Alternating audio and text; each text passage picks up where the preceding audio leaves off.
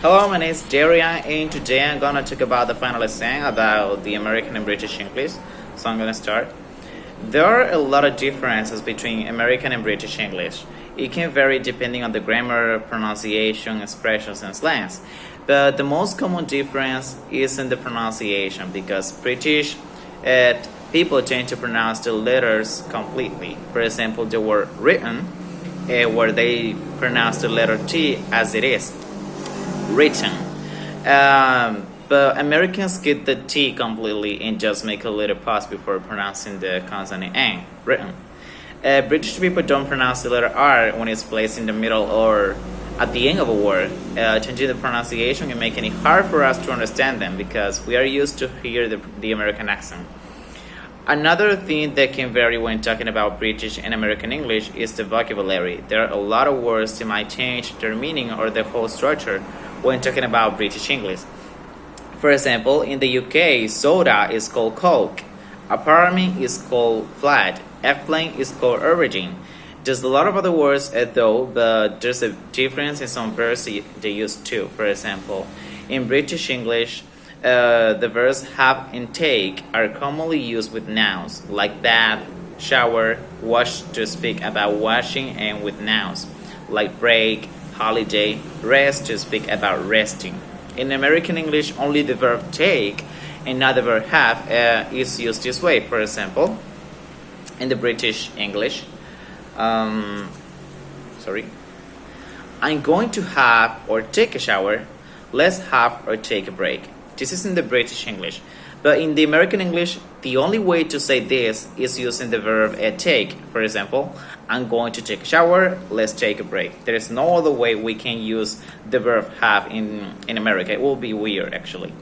Another word used by British speakers is the verb shall. They use this verb a lot, mostly to be polite.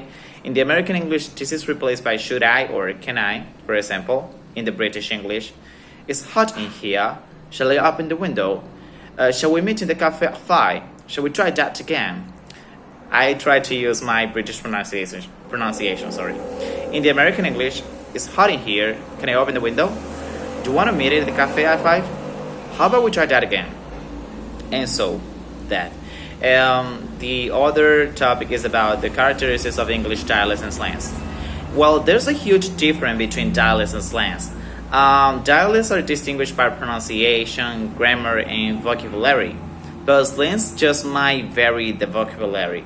And this is a big mistake because dialect is taken depending on the place you were born or you're currently living. Although slangs are related to a social group, maybe your age, the neighborhood you live in, if you are in a music band, or in any other group that fits in this stereotype. So slangs tend to be very informal and are not used by adults or common people. Slangs were created to speak rapidly by changing the words completely and making them easier and faster to pronounce. For example, y'all, you guys, used to refer to two or more people in the second person. Where this may depends on the state you live in. I've heard that slang actually a lot, y'all, to refer you guys or you in general. The other one is sucker, someone easily fooled, persuade, impress. I'm a sucker for a good bargain, for example.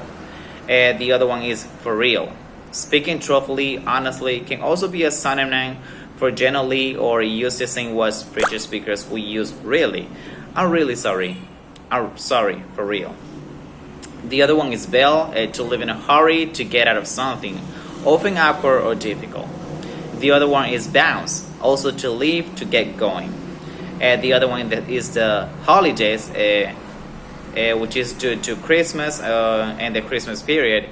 And the other one is doubt, green, bus, bills, smokers, which is due to money, it refers to money.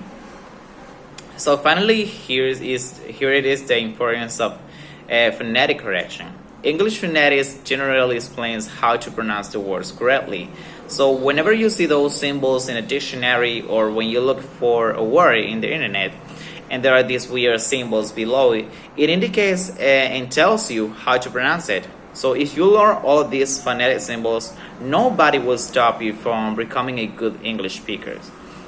And this will help to teach English to young and older people, because not all the people in the world speak perfectly. They make mistakes and it's normal, but when you know how to speak English correctly, you can take advantage of it and even get a job as an English teacher, which is the major I wanted before starting college.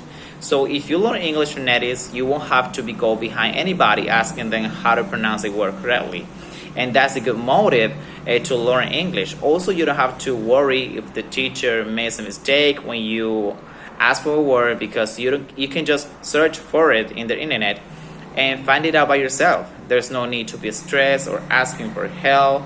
Personally, I really want to learn English in general as much as I can, so I can reach a good level that allows me to get a good job opportunity. And that's the reason I love the English language, and I always try to pronounce the words correctly, because this is something that is very important for native speakers to be able to communicate with them.